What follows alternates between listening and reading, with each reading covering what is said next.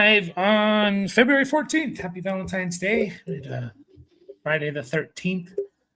Yesterday, if you believe in that supernatural or whatever you want to call it stuff.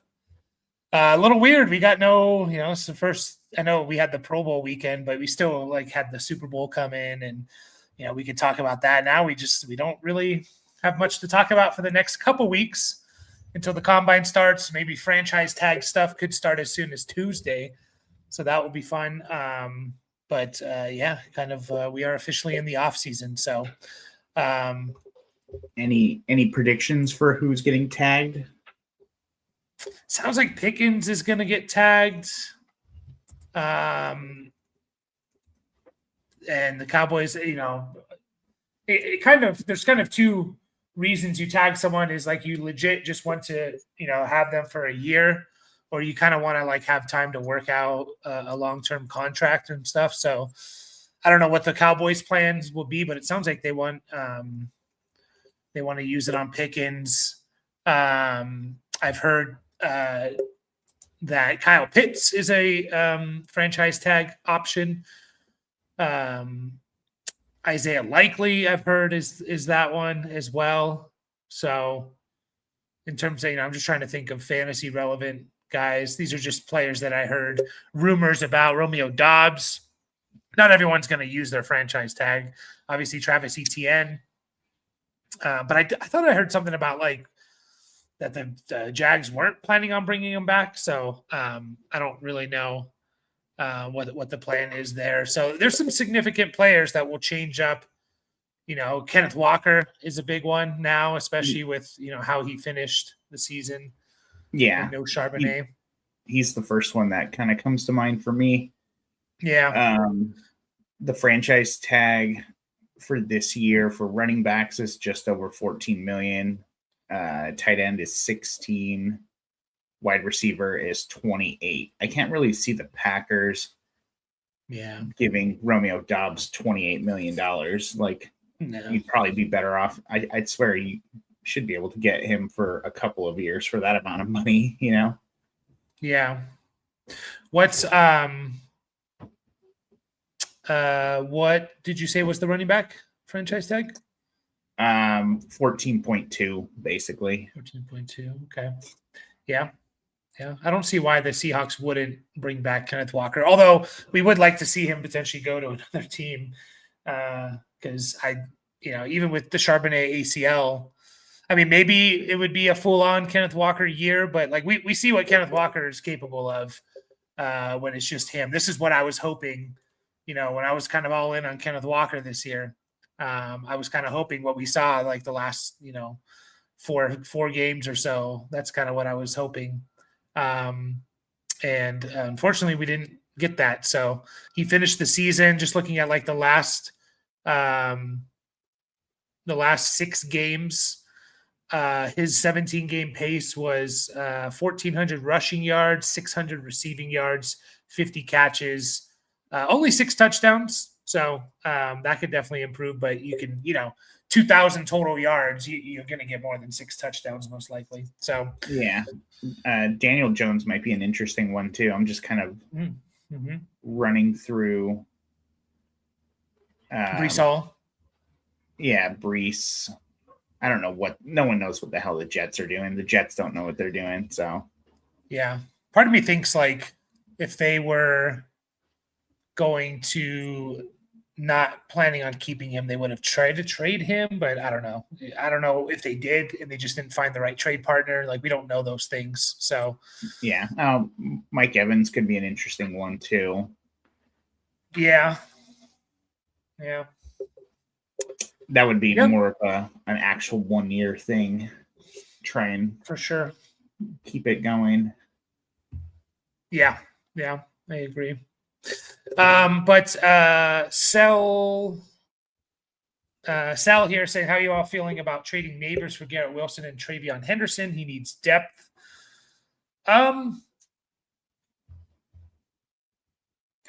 What's the starters in this league, Sal? A 12-team start what, or a 10-team or whatever league you play in? How many starters in your starting lineup, excluding kickers and defense, if you have those? I think I think that trade could work out for you, but that trade could also very much not work out for you. Like, we know what Garrett Wilson is, right?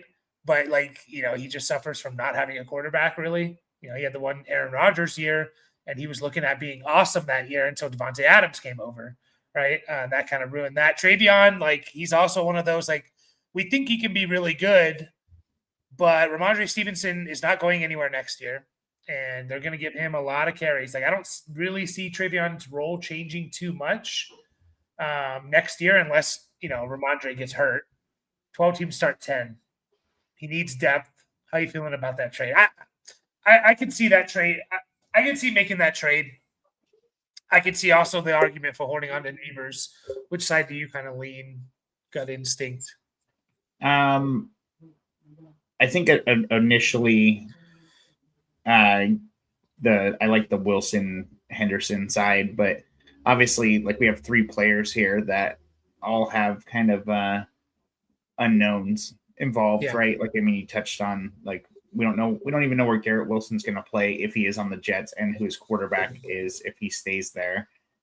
Henderson's got Garrett Wilson signed a big contract beginning of next year, or beginning of last year.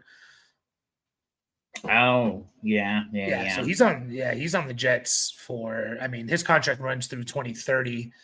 That's right. So, I totally forgot about that. Yeah.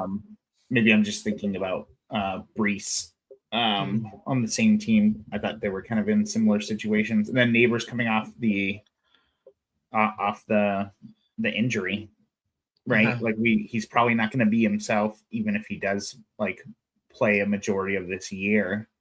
So I don't hate it. See. I just said C because I was messaging in Spanish. It just, crossover. But yeah, I mean, it's so hard. I mean, it's easy to forget that, like Garrett Wilson, you go look at his start. He only played in 7 games this year, led the Jets in receiving yards, by the way. Essentially, he played in like 6 full games. And then he came back in week 10, which I don't even remember, that he came back in week 10 and did nothing, played less than 40% of the snaps. So you look at the first 6 weeks of the season for Garrett Wilson, and he was up there. This was just with Justin Fields, by the way. It wasn't like this amazing quarterback, passing quarterback or something. Garrett Wilson, for reference, was the wide receiver 10 in points per game through the first 6 weeks of the season there. So he can be good. I don't mind the Wilson Henderson side for sure. There's a lot of upside with those. I still think we could see Garrett Wilson level up. The Jets could. What are they going to do at quarterback? I don't know. Could they bring in Kyler? Would that be good for Garrett Wilson? I mean, probably be better than what they have. Would they bring in someone else like a Mariota? Do they potentially trade up and try to get the number 1 pick? I've heard rumors of, like, I think, did I bring this up on Thursday, where it's like kind of rumors of, like, could the Raiders potentially trade out of the 1 and get a haul for Mendoza and kind of prepare for next year with a much better draft class, QB draft class next year?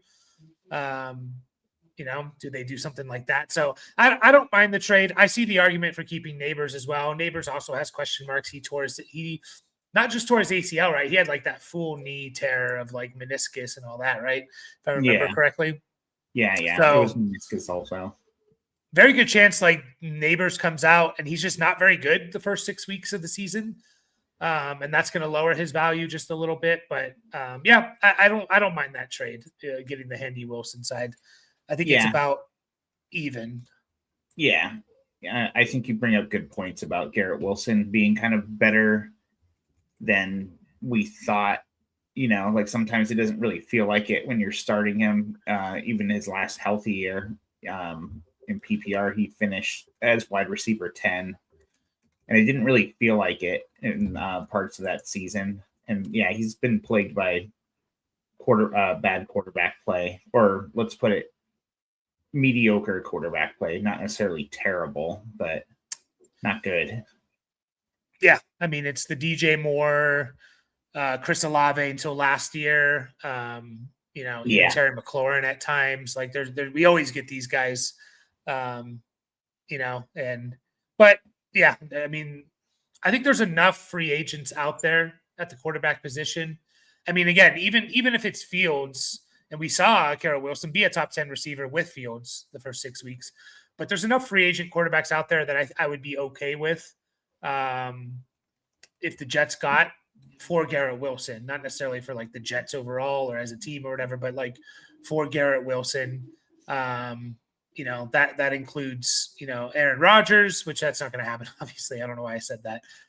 Mariota, Tyrod Taylor, does he go back to the Jets? Flacco, does he go back to the Jets? Garoppolo.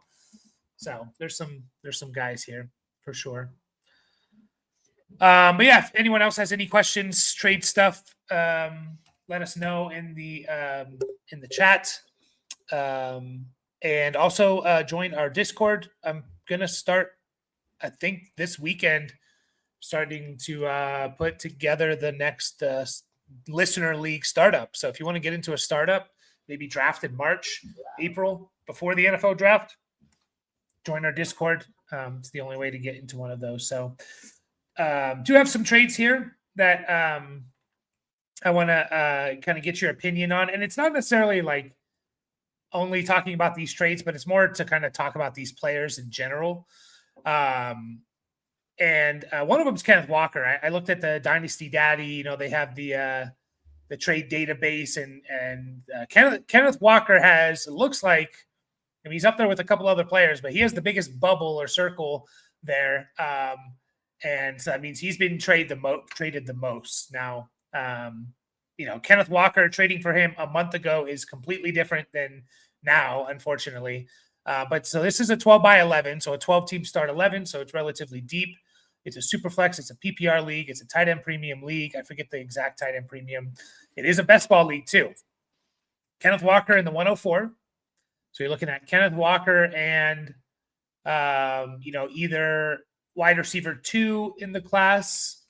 No, either wide receiver 3 in the class, wide receiver 2 or 3, or Mendoza, QB1 in the class, most likely, for Jeremiah Love, the number 1 overall pick at the running back spot. Is this a smash accept on the Walker side? I like the Walker side. Yeah, given the best ball also, like, that definitely helps. I think it's enough to move up or move back the 3 spots. Like, that's what you're going to have to pay. Like, it almost, like you said, like a month ago, it would have been like, no way, Walker's not enough, like you're going to need something else there. But I think Walker, the hype for him is just going to continue to build. And people are obviously like trying to capitalize on that one way or another. Like, people are trading for him because they believe it's going to happen this year, as far as his situation getting better. And some people are just like, oh, I can finally get out, like, after, like, given what we saw this year and last, even though last year was injuries more than anything. So yeah, I'll take the Ken Walker 104 side. Yeah, I would too. The 12 by 11 and best ball, like you said. I mean, even this year, Kenneth Walker still 72nd overall player, and this is our Poseidon League, which this is a tight end premium league that we're talking about here. So, and a PPR league, which is basically what I don't know again what the premium is, but I assume it's not as high as ours. So Walker's even maybe a little bit higher, but 12 by 11, right? That's a lot of players starting each week. What is it? 132 players starting each week. So Walker's comfortably in the top 75 there. So, what would you trade just like straight up for him? Like, would you trade the 106 for him? Would you do the 104 straight up for him, Kenneth Walker? Is that too much? Again, we're looking at probably either wide receiver 3, who has a good chance of being a top 15, top 20 pick, QB1 in Mendoza, one of those 2 players, or maybe wide receiver 2, who could be a top 10 pick. Like, what would you do for Walker? I think you can get more than just Walker for the 104. And if I am trading him, for this coming year, I mean, another thing to keep in mind too about him is he's still really young. Yeah. He's just over 25 years old. So he has plenty of tread left on the tires. If a team takes him and uses him, I just feel like you got to aim higher with that pick. You should be able to get more. Like we were talking about Jonathan Taylor in this like conversation for this pick last year, and the pick was more valuable, arguably, like at this time last year. So, and obviously that would have been like a huge win, but I just feel like you got to get something else thrown in there, like a straight up pick. I think basically where I'm at is like the 108 or we're back. But again, like I feel like he's going to be a guy like you want to like try and package, and it depends on the makeup of your team. If you earned that 104, I don't really want Ken Walker necessarily for that pick. But if you acquired it in a trade, or let's put it this way. Also, I guess another way to look at it: if you earned that 104 and it was mostly because of injury, and you really like are being honest with yourself, and you think your team's good enough to compete this coming year, it gets closer. But I'd still squeeze for something else. If Kenneth Walker is the Dallas Cowboys' new running back, the Kansas City Chiefs' new running back, fill in the blank of what other team needs a running back this year. I mean, Vikings? If he's Carolina, what's that? Vikings. If he's the Vikings guy, if he's Carolina's guy, and they move on from both Dowdle and Hubbard, and Brooks, I'm just going to keep bringing him up every. Who? Oh, Jonathan Brooks. Yeah, exactly. Exactly. If he's the, even Chicago Bears and they move on from Swift, is he worth the 104 at that point? Like if he's a Kansas City Chief, I feel like he is worth the 104, right? Yeah. I mean, he probably is. I feel like I'd still have a hard time doing it. I'd still try and get a little bit more back just based on perceived value, but I don't know. I mean, I guess it kind of really depends on, like I said, on your team makeup. Yeah. So I think the point I guess I was getting at there, Saints is another team that could take them. They're mocked Jeremiah Love a lot. I guess the point I'm getting at with that is like you have to make that decision really in the next week or so, maybe even less, about Kenneth Walker. I'm okay going even a little bit higher than the 108 that you said. I'm fine going like the 106. I mean, the 106 is most likely in this year's draft, wide receiver 4, tight end 1 in a tight end premium league, maybe QB2 if he goes in the first round, maybe RB2. I would take Walker over like the RB2 in this year's draft, personally. So I'm fine with going as high as the 106 right now. And it could get a huge bargain. He could return to the Seahawks, and it's probably not going to be great. I mean, you don't want to trade the 106 for someone who's going to be RB22, but so that's kind of the risk you take. So I think I'm closer to like the 106, which is where we were with JT. It was like the 105, 106, obviously in a better class. So yeah. But yeah, this trade I'm taking for sure the Walker side. I think that's a perfect like down tier there. Right next to him with that big old bubble is Malik Willis. And so the conversation I want to have is just about like, what do we do with Malik Willis sitting here on February 14th? We got about a month until we really know where Malik Willis goes. I mean, the Packers are not using the franchise tag on Malik Willis. They would not paying a backup, whatever crazy amount they would have to pay. So we know he's a free agent. We don't know where he's going to go for another month or so. You're in a super flex league. It's pretty standard, 12 by 10, super flex, half PPR, 1 point tight end premium. Are you cashing out? You have Malik Willis on February 14th, and someone offers you 2 second-round picks, 206 and a 27 second, which, let's just say it's relatively random because this, let's say it's the same team and they Yeah. finished in 6th place. So that could go either way in a really good draft class, which the second round, like it was last year, could be pretty deep. Are you cashing out on Malik Willis? Or are you going to gamble and hold him and hope for more and hope he becomes a starter? No, I'm going to take the 2 seconds because I really don't see, even if he does become the starter, I think you're still going to be a little hard pressed to get a whole lot more. Like you might be able to get a back end first this year, like closer to draft time, like for Malik. But I just feel like he's got such an uphill battle to be worth more than that. So I'm totally fine cashing out. Yeah, I probably am too. That being said, like he is kind of the cheat code that we look for, right? At the running back spot. Like, just looking at games where he played. So last year he played in 2 games, 2 games where he had more than 50% of the snaps. He rushed for 44 and 60 yards and 2 touchdowns in those 2 games. In 2024, he played in 3 games of over 50% of the snaps.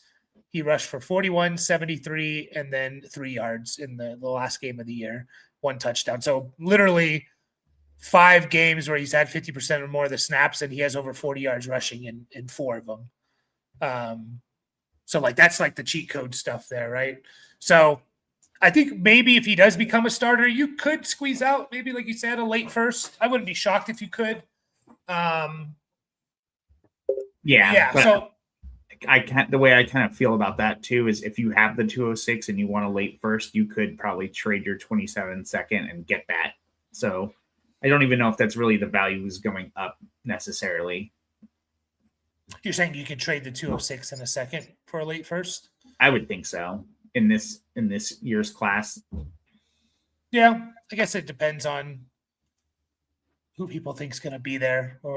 Definitely. So. Definitely. Like I'm just saying, like in a vacuum, like you could probably get that done just given how the class is being talked about and, the value of the 27 second and everything like that. So then would you do it now for just like an early second in this year's class, the 202 or something from Malik Willis? Are you still kind of viewing that as like, okay, if he becomes the starter, I can't get much better than that, so I'm going to make that trade? Or are you holding at that point? I think, like we've talked about this a lot, like in the off season last year, the difference between the 112 and the 201, there's a huge difference in people's perception of it, right? Because it's like, oh, it's a second versus a first, even though it's essentially the same pick. So I think I'm going to try and use that to my advantage at that point and try and get that third, like give me next year's third or something like that, just to squeeze it. A second and a third, the 206 and a 27 third. Are you holding at that point? I'd be fine with that. I'm still making the trade. Wait, sorry. Did you say the 206 or the early 206? Second? So like this trade here, but the 27 picks a third. So 206 and a 27 third for Malik Willis right now. Yeah, I'll probably just hold Willis and hope for more. Okay. Yeah, I'm roughly in the same thought, I guess. But yeah, I mean, again, we feel like we bring it up every stream, but 8-9 teams need a quarterback. Maybe 2 are going to fill that spot through the draft this year. Where are the other 6 or 7 coming from? And Malik Willis, he's going to get a shot to compete somewhere. I mean, the Packers proved, and I'm very curious to just how the landscape of the NFL changes a little bit. We just saw the Seahawks and Sam Darnold win a Super Bowl, and no one in their right mind would have thought a team could win a Super Bowl with Darnold. And Darnold played well. He won them. He was a huge part of the, to me, he won that NFC Championship game for them. And so he's like capable of that, but he wasn't carrying any team to the Super Bowl. He was, I don't want to say carried, but he did his part in obviously the defense did their part and the run game did their part and stuff. So like, and for example, like, do you pay CJ Stroud $50 million or whatever you need to pay him? Or do you try and find a quarterback of like the Sam Darnold level, a Malik Willis? I'm not saying Malik Willis is Sam Darnold, but like the Packers showed that you can win with him. I don't know. It's going to be interesting to see as dynasty players start to devalue,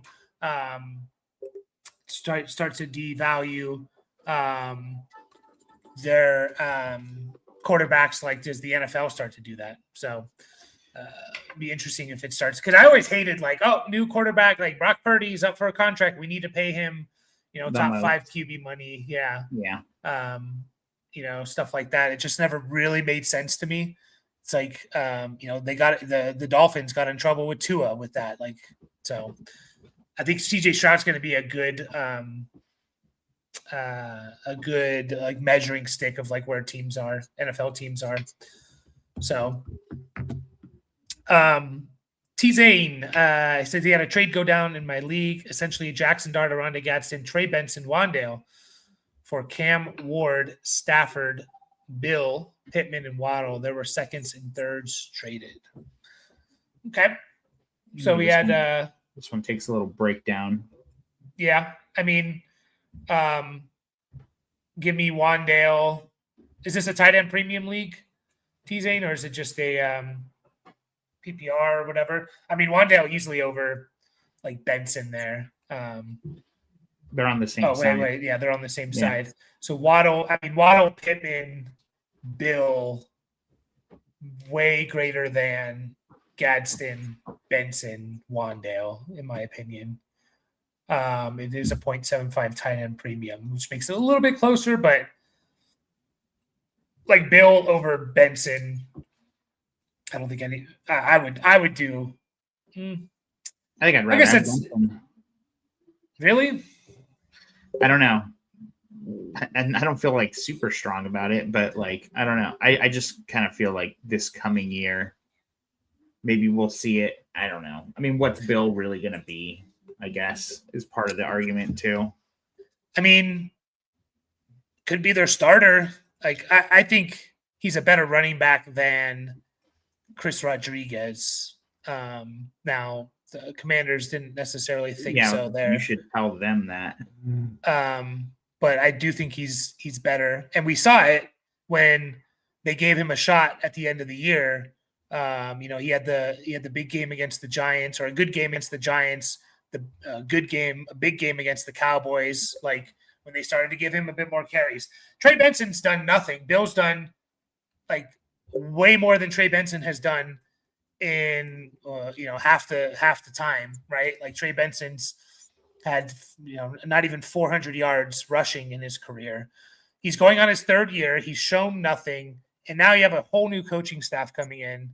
That I don't know. I'm kind of like completely out on Trey Benson.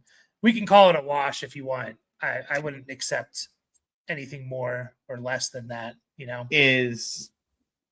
So I'm looking. Okay, so Stafford said he is coming back.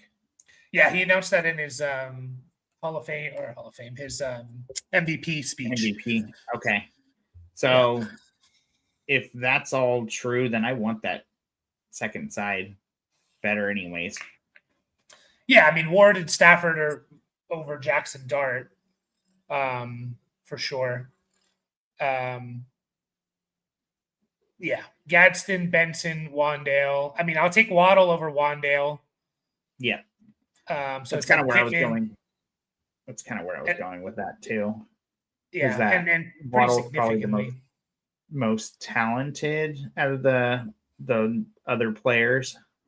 Yeah, from what we've seen. So obviously Wandale massively outperformed him, and Waddle's got a lot of question marks. But yeah, I like the. Wandale's going to. He's a free agent as well, so we don't know where he's going to be at. Yeah. I think it was just a little bit of like I don't know. Like I don't think a team wants to be giving Wandale 140 targets, which by the way, he's had each of the last 2 seasons exactly 140 targets. Now he did a lot more with them this year, so he basically had the same, he had the same target, same catches, 24 to 25, but he had 300 more yards with those catches, which gave him a good season. I don't know. Like, I'm still Waddle over Wandale. Yeah, I'll take the Cam Ward Stafford side there as well. So, but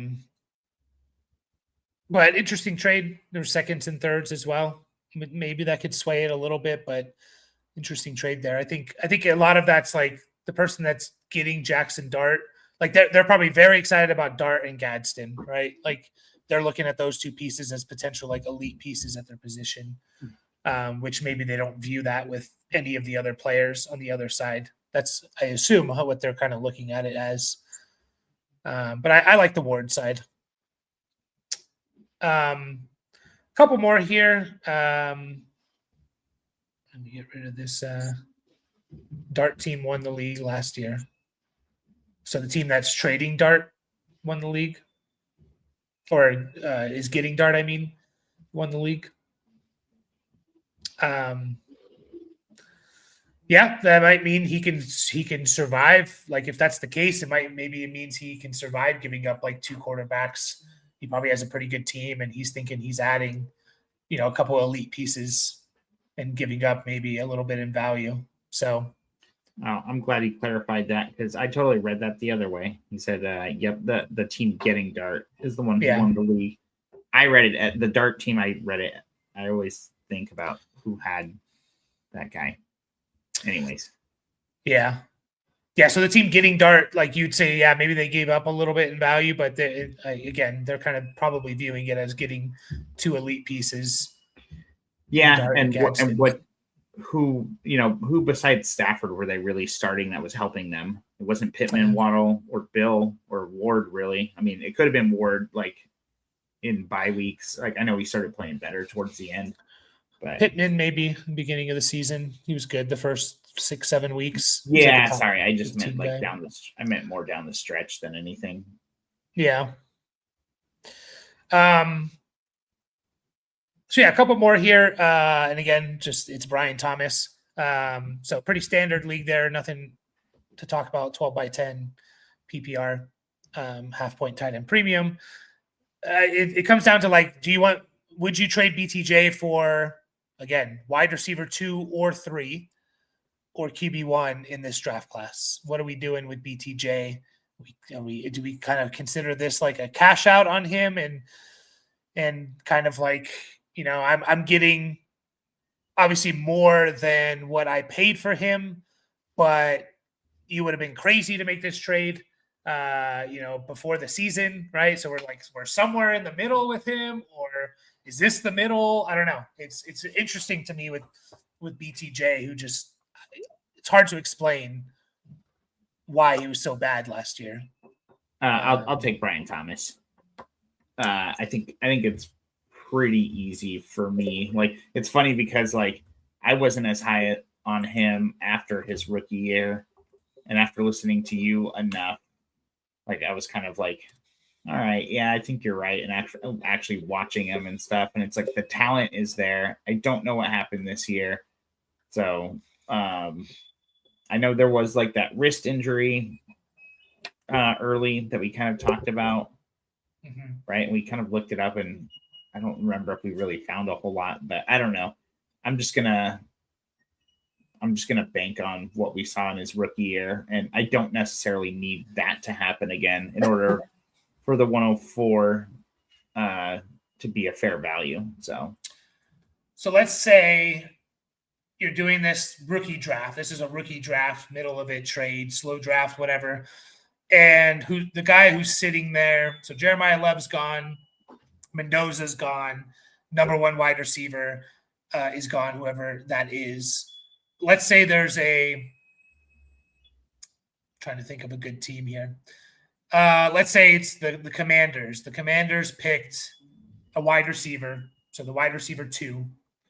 I think it's a decent landing spot. You got a quarterback there, hopefully, if he's healthy. McLaurin, maybe one more year of McLaurin. So it's like you can see the path to this guy being the number one guy for a really good quarterback, maybe as soon as 26, but for sure by 27. Does that change it at all for you? Like, so this is a wide receiver taken in the top 10 of the NFL draft on a good team, and you can kind of see the path even as soon as 26 for him. Does that change it at all? Like that scenario, or is it still BTJ? I don't know. I definitely have to like learn more about these rookies before I can even make that decision. I probably just call you. I think because, and I like that. Like I like thinking about it in the sense of like, because no matter how many times we can like I loved Xavier Worthy and Matthew Golden, and those guys still maybe too early, but they haven't like panned out. I guess my point is like we can scout as much as we want and we can be wrong a lot. We are going to be wrong a lot. The NFL is wrong a lot.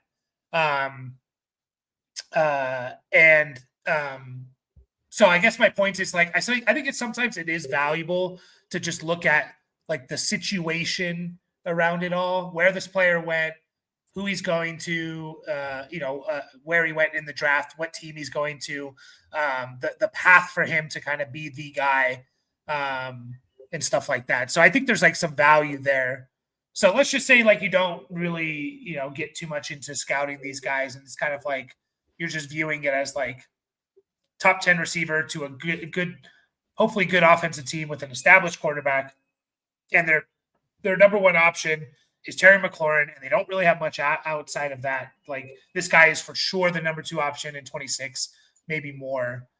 I could see making that trade personally. Like I can't see making that trade. So I can also see making that trade. Like if you're sitting there and you have Stafford and Caleb Williams on your team and no one else really, and Mendoza's sitting there, right? So I think this is kind of right where the value of BTJ is right now. I don't think I'd go much lower in this specific draft class. I think this is kind of like bang on to me, like where he's at. So the team build does matter though, for sure. And T-Zane thinks he can get more for the 104. And that's another thing too. Like, if you make this trade now, that 104 only becomes more valuable, right? Yeah. So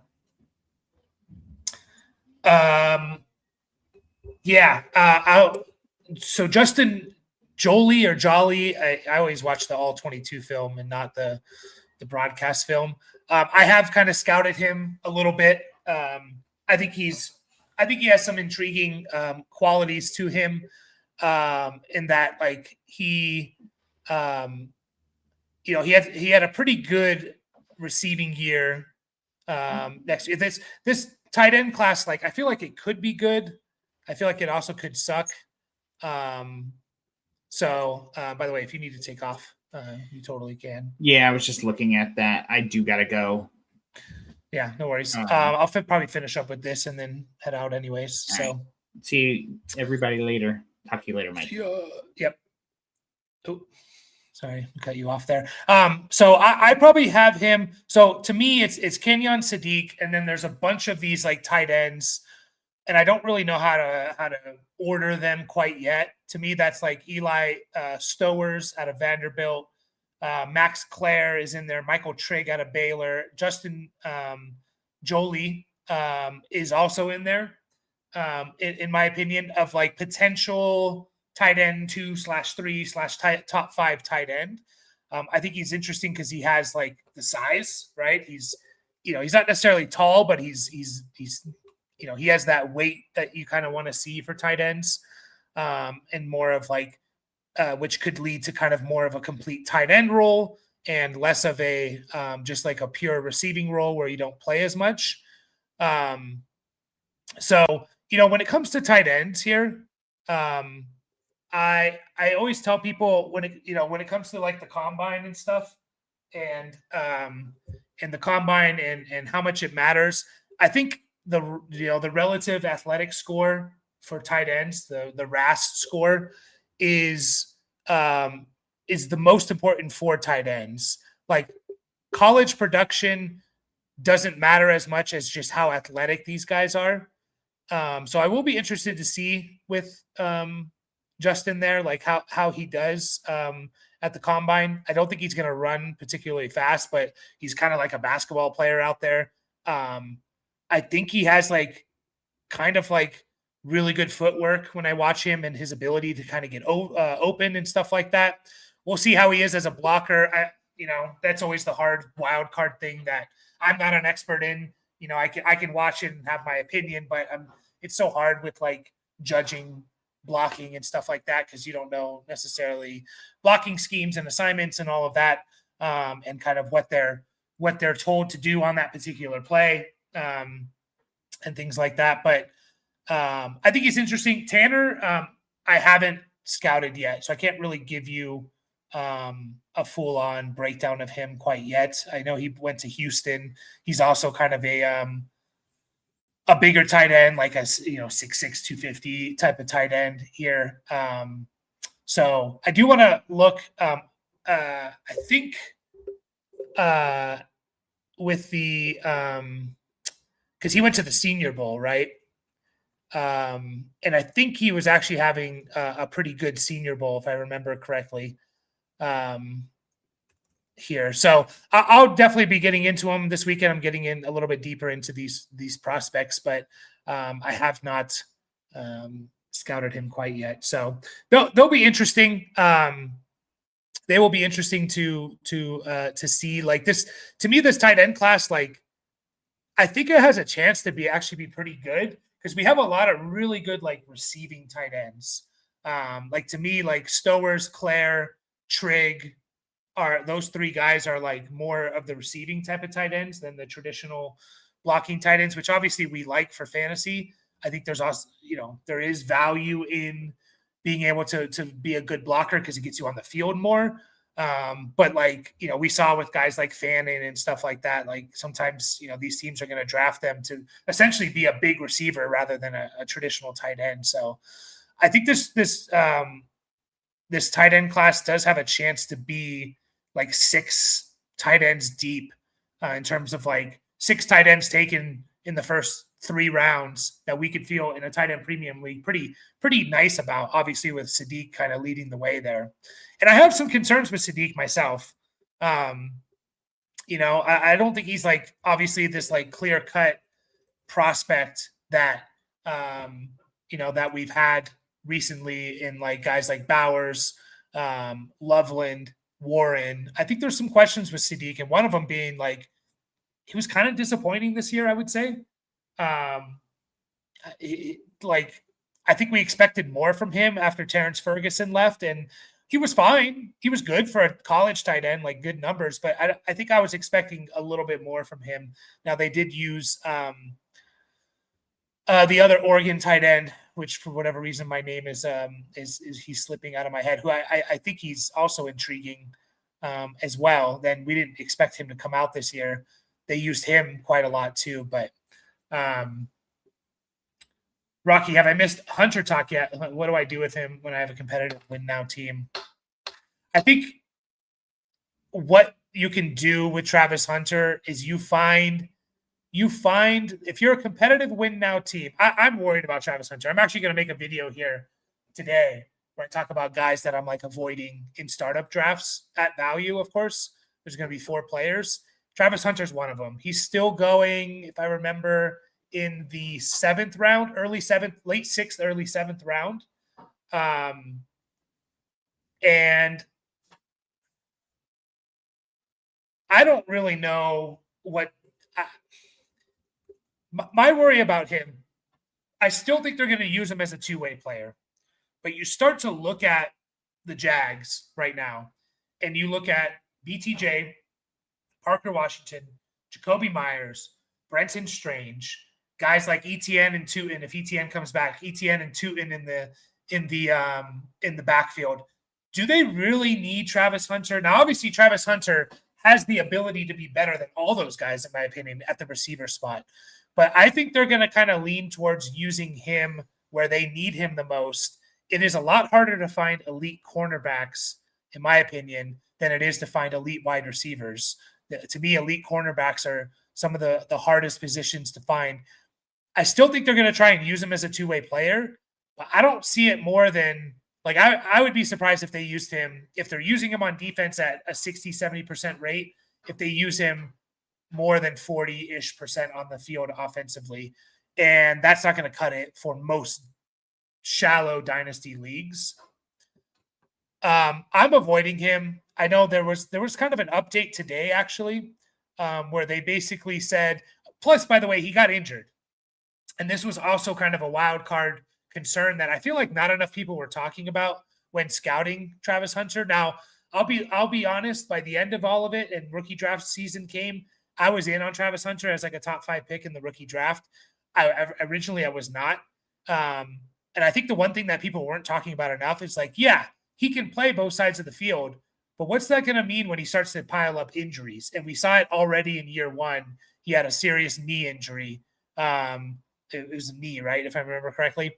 And if he's going to start getting injuries, they're going to stop playing him two ways. So, and I think they're going to lean towards, at least that's kind of what people are reporting. It was LCL injury. That's what people are reporting. Is that they're gonna lean towards playing him at cornerback if they stop playing him two ways. So it's a little bit concerning. Would I send the two? So are you saying like would I rather Travis Hunter or the 201 in this year's draft? I think I would still go Travis Hunter. And just hold out hope for something. Hold out hope for some report that he's in training camp that he's playing on the first team offense, or some report in preseason game where he goes off or something, and be able to sell him for even more, right? So I think I would still hold the 201.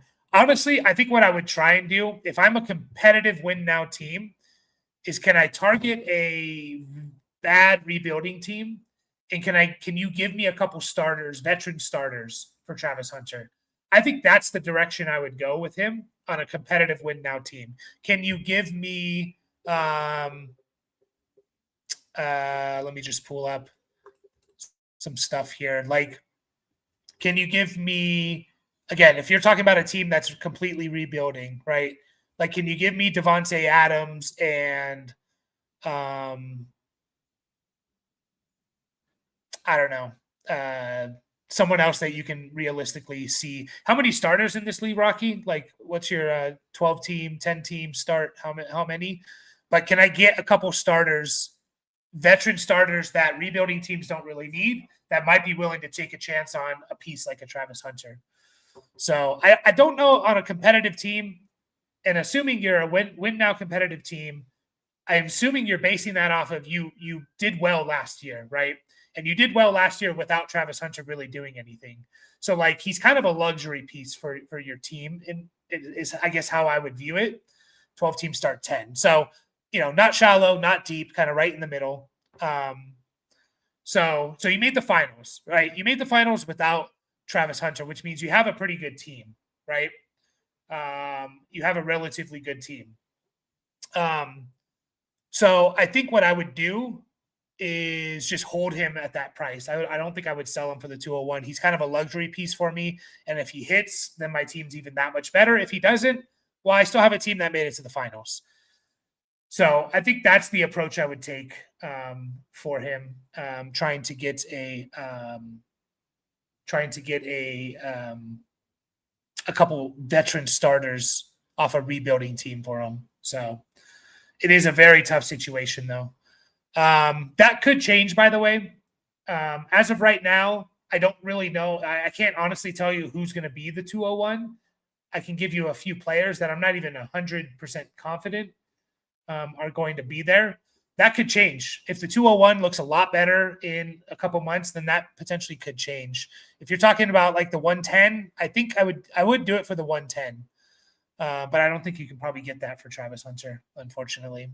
So the 201 and a starter, can I do that? The 201 and a 27 second, a 27 first, just one 27 first. Can I do that? Probably not, but those are the ones I would think about doing, but not quite just the 201 here. So what's up, Sean? We are taking off now, so good that you stopped in and stuff. But I do have to take off, guys. Let's see, T-Zane, would you take Chris Bell to 201 since he might have been a first? I would. As of right now, if I had to do a rookie draft right now, Chris Bell is in that conversation. So to me, it is obviously Jeremiah Love. And again, this is on February 14th. Jeremiah Love, in no particular order. Jeremiah Love, Mekhi Lemon, the three receivers in Lemon, Tate, and Tyson. It's Mendoza. It's probably Concepcion in Boston. So there's 7, right? Sadiq's going to be in there most likely, 8. RB2 and RB3 potentially in like Price and Coleman, and then Ty Simpson. So we're kind of up to 11 right there, that if Ty Simpson goes in the first round, if Coleman and Price go day 2 and they get good landing spots, we're 11 picks deep, in my opinion. After that, it gets a little bit what's next, right? There's a bunch of receivers that are probably going to come next.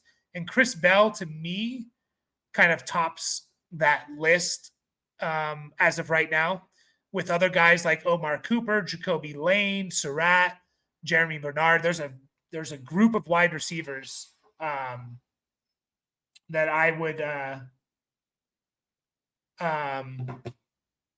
have kind of in that 112 to 203 range, right? And I think Chris Bell, to me, is leading that right now because, like you said, if he didn't get injured, I think he would have been a first-round pick. He's still probably going to be an early second-round pick, even with a late-season ACL injury. He's a linebacker playing in linebacker body, playing wide receiver. Like Chris Bell, like if he comes out, I don't think I assume I don't know if we're going to get a 40-yard time for him now that I think about it. But like he's kind of potentially, they can kind of measure speed and all that technology out here. Like there's people that have him running in the mid 4.4s at 220, 225, whatever he weighs in at. That's insane. So I would consider taking him at the 201 if I'm drafting, before the NFL draft. I think he's in that conversation for sure. But guys, I will be live again Sunday, I think right around 6 p.m. Eastern time. We're going to do a live rookie mock draft with you guys. Hopefully you guys can join us. Love to get 12 people to draft with us. So it's going to be our first live rookie mock draft of the season. So join us tomorrow evening around 6 Eastern time. So hopefully you guys can join us, and we will see you all then tomorrow. Nice. Sean, T-Zane, we'll see you there. Yeah. Join us.